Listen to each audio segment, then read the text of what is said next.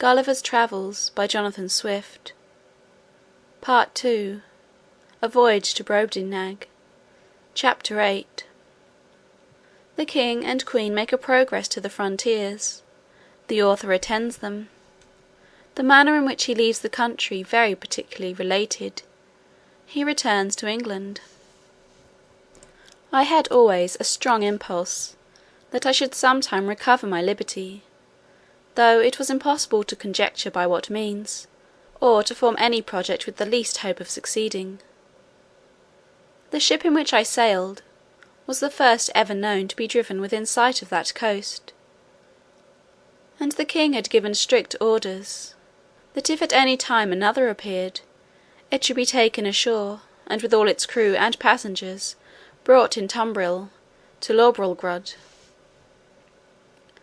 He was strongly bent to get me a woman of my own size, by whom I might propagate the breed; but I think I should rather have died than undergone the disgrace of leaving a posterity to be kept in cages, like tame canary birds, and perhaps, in time, sold about the kingdom to persons of quality for curiosities. I was indeed treated with much kindness. I was the favourite of a great king and queen, and the delight of the whole court; but it was upon such a foot as ill became the dignity of humankind. I could never forget those domestic pledges I had left behind me. I wanted to be among people with whom I could converse upon even terms, and to walk about the streets and fields without being afraid of being trod to death like a frog or a young puppy. But my deliverance came sooner than I expected, and in a manner not very common, the whole story and circumstances of which I shall faithfully relate. I had now been 2 years in this country, and about the beginning of the 3rd, Glumdalclitch and I attended the king and queen in a progress to the south coast of the kingdom. I was carried, as usual, in my travelling box, which, as I have already described, was a very convenient closet of 12 feet wide; and I had ordered a hammock to be fixed by silken ropes from the 4 corners at the top, to break the jolts when a servant carried me before him on horseback, as I sometimes desired, and would often sleep in my hammock while we were upon the road. On the roof of my closet, not directly over the middle of the hammock, I ordered the joiner to cut out a hole of a foot square, to give me air in hot weather, as I slept; which hole I shut at pleasure with a board that drew backward and forward through a groove. When we came to our journey's end, the king thought proper to pass a few days at a palace he has near Llanflasnick, a city within 18 English miles of the seaside. Glumdalclitch and I were much fatigued. I had gotten a small cold, but the poor girl was so ill as to be confined to her chamber. I longed to see the ocean, which must be the only scene of my escape, if ever it should happen. I pretended to be worse than I really was, and desired leave to take the fresh air of the sea, with a page, whom I was very fond of, and who had sometimes been trusted with me. I shall never forget with what unwillingness Glumdalclitch consented, nor the strict charge she gave the page to be careful of me, bursting at the same time into a flood of tears, as if she had some foreboding of what was to happen. The boy took me out in my box, about half an hour's walk from the palace, towards the rocky sea shore. I ordered him to set me down, and lifting up one of my sashes, cast many a wistful, melancholy look towards the sea. I found myself not very well, and told the page that I had a mind to take a nap in my hammock, which I hoped would do me some good. I got in, and the boy shut the window close down, to keep out the cold. I soon fell asleep, and all I can conjecture is, while I slept, the page, thinking no danger could happen, went among the rocks to look for birds' eggs, having before observed him from my window searching about and picking up one or two in the clefts. Be that as it will, I found myself suddenly awaked with a violent pull upon the ring, which was fastened at the top of my box, for the conveniency of carriage. I felt my box rise very high in the air, and then borne forward with prodigious speed. The first jolt had like to have shaken me out of my hammock, but afterwards the motion was easy enough. I called out several times, as loud as I could raise my voice, but all to no purpose. I looked towards my windows, and could see nothing but the clouds and sky. I heard a noise just over my head, like the clapping of wings, and then began to perceive the woeful condition I was in: that some eagle had got the ring of my box in his beak, with an intent to let it fall on a rock, like a tortoise in a shell, and then pick out my body, and devour it; for the sagacity and smell of this bird enables him to discover his quarry at a great distance, though better concealed than I could be within a 2-inch board.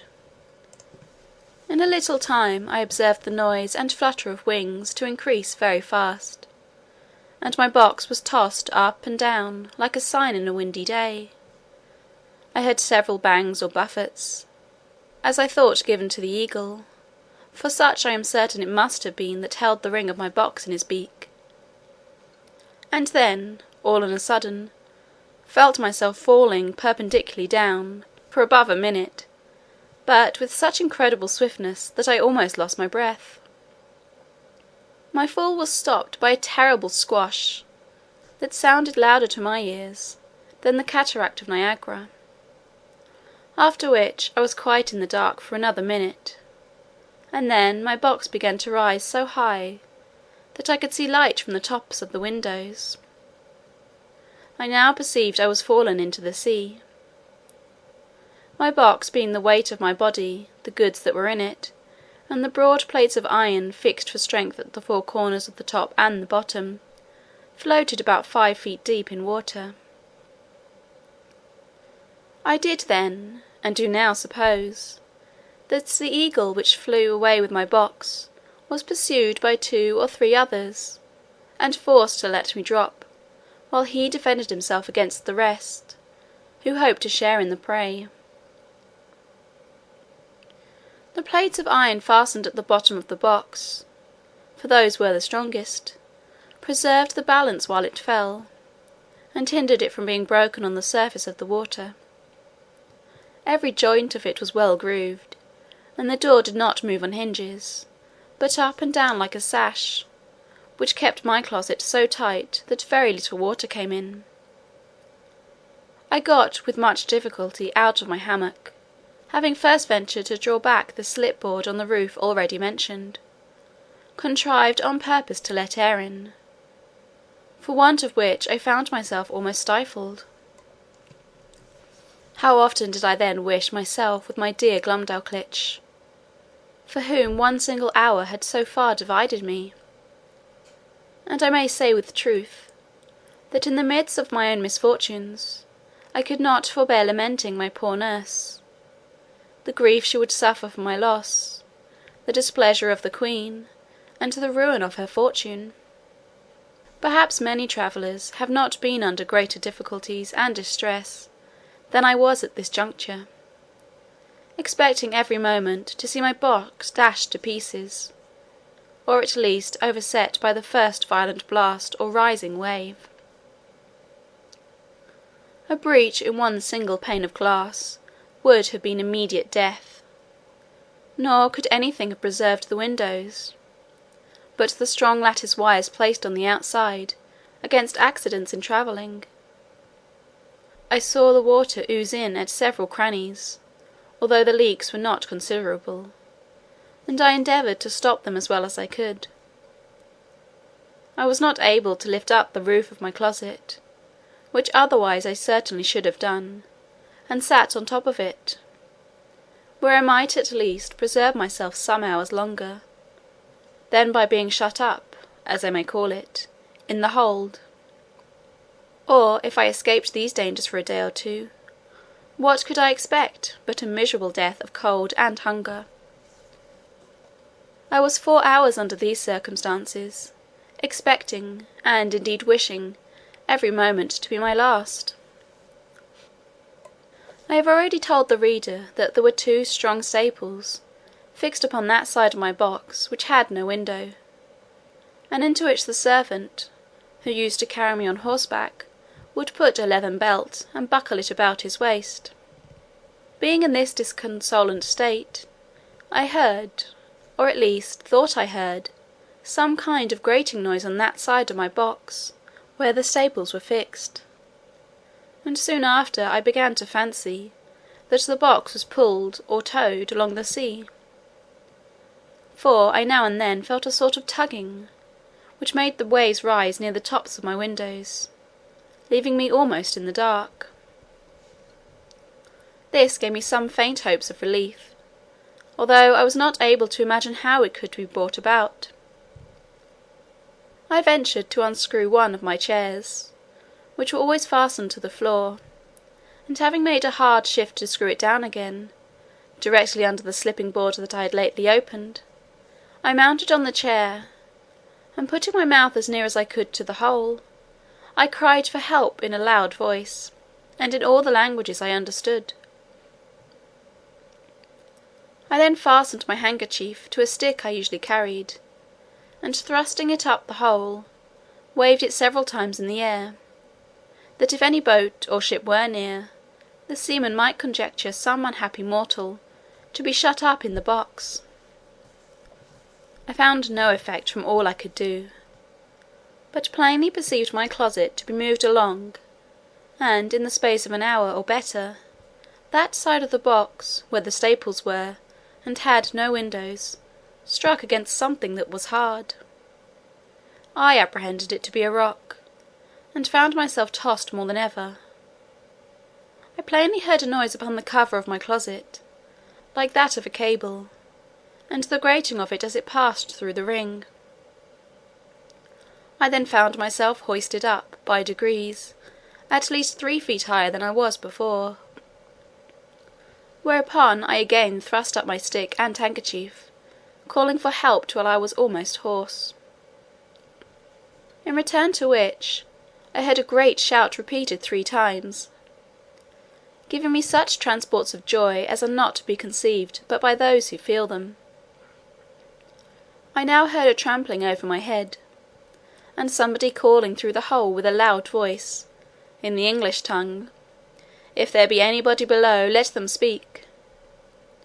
I answered, I was an Englishman, drawn by ill fortune into the greatest calamity that any creature underwent, and begged, by all that was moving, to be delivered out of this dungeon I was in. The voice replied, I was safe, for my box was fastened to their ship, and the carpenter should immediately come and saw a hole in the cover, large enough to pull me out. I answered that was needless, and would take up too much time, for there was no more to be done.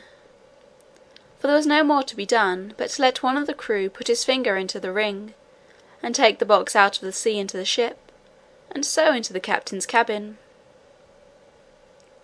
Some of them, upon hearing me talk so wildly, thought I was mad. Others laughed, for indeed it never came into my head that I was now got among people of my own stature and strength.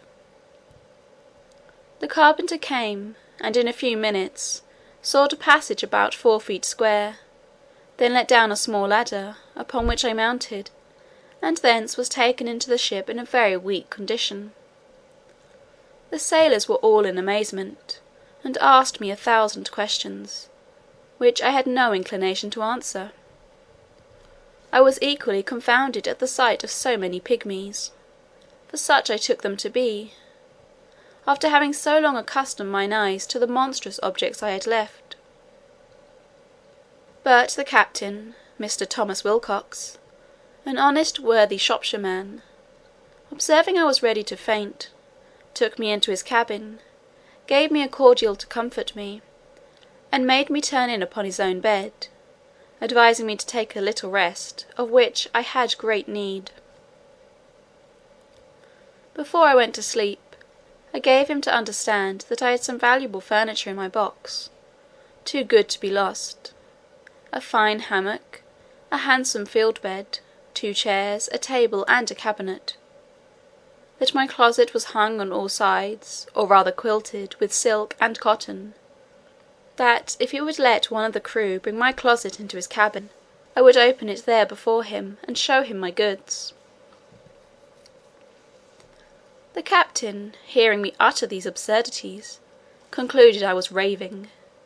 However, I suppose to pacify me, he promised to give order as I desired, and going upon deck, sent some of his men down into my closet, whence, as I afterwards found, they drew up all my goods, and stripped off the quilting; but the chairs, cabinet, and bedstand, being screwed to the floor, were much damaged by the ignorance of the seamen, who tore them up by force. Then they knocked off some of the boards for the use of the ship; and when they had got all they had mined for, let the whole drop into the sea, which, by reason of many breaches, made in the bottom and sides, sunk to rights. And indeed I was glad not to have been a spectator of the havoc they made, because I am confident it would have sensibly touched me, by bringing former passages into my mind, which I would rather have forgot. I slept some hours, but perpetually disturbed with dreams of the place I had left, and the dangers I had escaped. However, upon waking, I found myself much recovered. It was now about 8 o'clock at night, and the captain ordered supper immediately, thinking I had already fasted too long. He entertained me with great kindness, observing me not to look wildly, or talk inconsistently; and, when we were left alone, desired I would give him a relation of my travels, and by what accident I came to be set adrift in that monstrous wooden chest. He said, that about 12 o'clock at noon, as he was looking through his glass, he spied it at a distance, and thought it was a sail, which he had a mind to make, being not much out of his course, in hopes of buying some biscuit, his own beginning to fall short. That upon coming nearer, and finding his error, he sent out his long boat to discover what it was; that his men came back in a fright, swearing they had seen a swimming house; that he laughed at their folly, and went himself in the boat, ordering his men to take a strong cable along with them; that the weather being calm, he rowed round me several times, observing my windows and wire lattices that defended them; that he discovered 2 staples upon one side, which was of all boards, without any passage for light. He then commanded his men to row up to that side, and fastening a cable to one of the staples, ordered them to tow my chest, as they called it, towards the ship. When it was there, he gave directions to fasten another cable to the ring fixed in the cover, and to raise up my chest with pulleys, which all the sailors were not able to do above 3 or 4 feet. He said, they saw my stick and handkerchief thrust out of the hole, and concluded that some unhappy man must be shut up in the cavity. I asked, whether he or the crew had seen any prodigious birds in the air about the time he first discovered me; to which he answered, that discoursing this matter with the sailors while I was asleep, one of them said, he had observed 3 eagles flying towards the north, but remarked nothing of their being larger than the usual size; which I suppose must be imputed to the great height they were at, and he could not guess the reason of my question. I then asked the captain, how far he reckoned we might be from land. He said, by the best computation he could make, we were at least 100 leagues. I assured him, that he must be mistaken by almost half, for I had not left the country whence I had come above 2 hours before I dropped into the sea. Whereupon he began again to think that my brain was disturbed; of which he gave me a hint, and advised me to go to bed in a cabin he had provided. I assured him, I was well refreshed with his good entertainment and company, and as much in my senses as ever I was in my life. He then grew serious, and desired to ask me freely, whether I were not troubled in my mind by the consciousness of some enormous crime, for which I was punished, at the command of some prince, by exposing me in that chest, as great criminals, in other countries, have been forced to sea in a leaky vessel, without provisions. For although he should be sorry to have taken so ill a man into his ship, yet he would engage his word to set me safe ashore in the first port where we arrived. He added, that his suspicions were much increased by some very absurd speeches I had delivered at first to his sailors, and afterwards to himself, in relation to my closet or chest, as well as by my odd looks and behaviour while I was at supper. I begged his patience to hear me tell my story, which I faithfully did, from the last time I left England to the moment he first discovered me; and as truth always forces its way into rational minds, so this honest worthy gentleman, who had some tincture of learning, and very good sense, was immediately convinced with my candour and veracity. But, further to confirm all I had said, I entreated him to give order that my cabinet should be brought, of which I had the key in my pocket, for he had already informed me how the seamen disposed of my closet. I opened it in his own presence, and showed him the small collection of rarities I made in the country from which I had been so strangely delivered. There was the comb I had contrived out of the stumps of the king's beard, and another of the same materials, but fixed into a paring of her majesty's thumbnail, which served for the back. There was a collection of needles and pins, from a foot to half a yard long, 4 wasp stings, like joiners' tacks, some combings of the queen's hair, a gold ring, which one day she made me a present of, in a most obliging manner, taking it from her little finger, and throwing it over my head like a collar. I desired the captain would please to accept this ring, in return for his civilities, which he absolutely refused. I showed him a corn that I had cut off with my own hand, from a maid of honour's toe. It was about the bigness of a Kentish pippin, and grown so hard, that when I returned to England, I got it hollowed into a cup, and set in silver. Lastly, I desired him to see the breeches I had then on, which were made of a mouse's skin. I could force nothing on him but a footman's tooth, which I observed him to examine with great curiosity, and found he had a fancy for it. He received it with abundance of thanks, more than such a trifle could deserve. It was drawn by an unskilful surgeon, in a mistake, from one of Glumdalclitch's men, who was afflicted with the toothache, but it was as sound as any in his head. I got it cleaned, and put it into my cabinet. It was about a foot long, and 4 inches in diameter. The captain was well satisfied with this plain relation I had given him, and said, he hoped, when we returned to England, I would oblige the world by putting it on paper, and making it public. My answer was, that we were overstocked with books of travels, that nothing could now pass which was not extraordinary, wherein I doubted some authors less consulted truth than their own vanity or interest, or the diversion of ignorant readers; that my story could contain little beside common events, without those ornamental descriptions of strange plants, trees, birds, and other animals, or of the barbarous customs and idolatry of savage people, with which most writers abound. However, I thanked him for his good opinion, and promised to take the matter into my thoughts.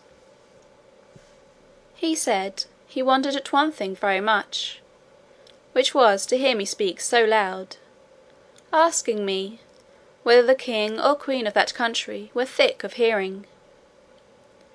I told him, it was what I had been used to for above 2 years past, and that I admired as much at the voices of him and his men, who seemed to me only to whisper, and yet I could hear them well enough.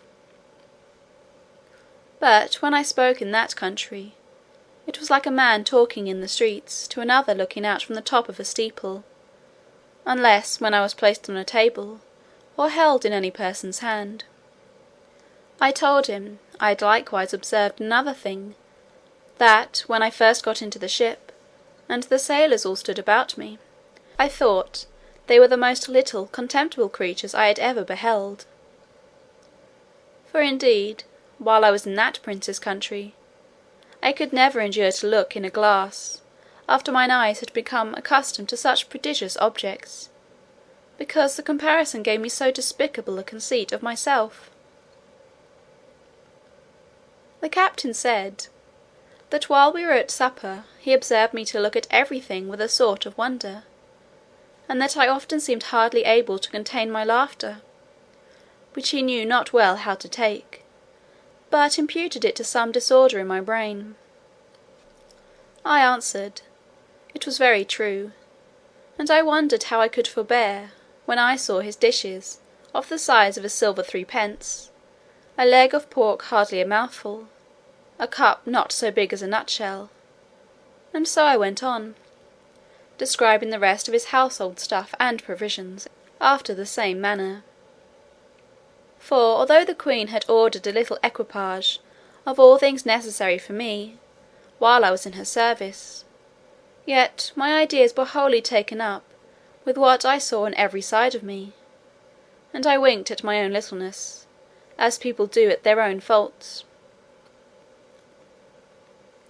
The captain understood my raillery very well, and merrily replied with the old English proverb, that he doubted mine eyes were bigger than my belly, for he did not observe my stomach so good, although I had fasted all day;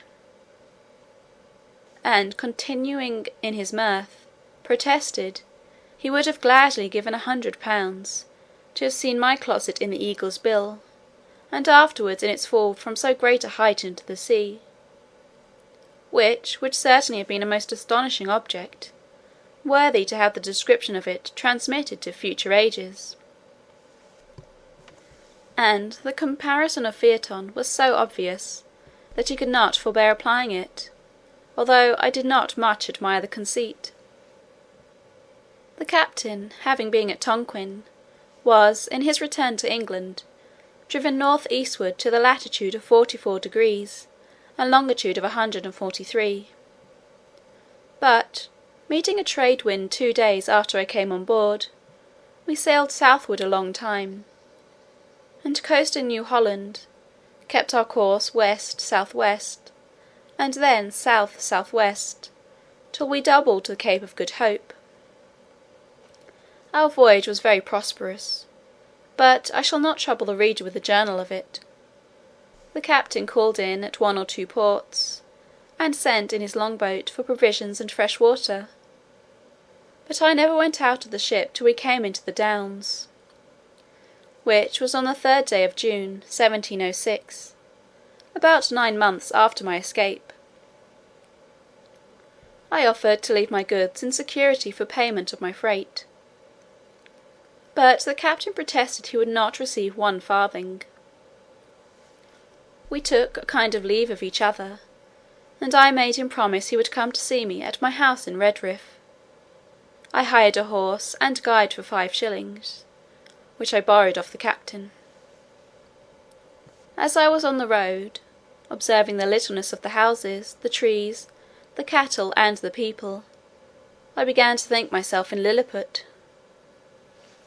I was afraid of trampling on every traveller I met, and often called aloud to have them stand out of the way, so that I had like to have gotten 1 or 2 broken heads for my impertinence. When I came to my house, for which I was forced to inquire, one of the servants opening the door, I bent down to go in, like a goose under a gate, for fear of striking my head. My wife ran out to embrace me, but I stooped lower than her knees, thinking she could otherwise never be able to reach my mouth.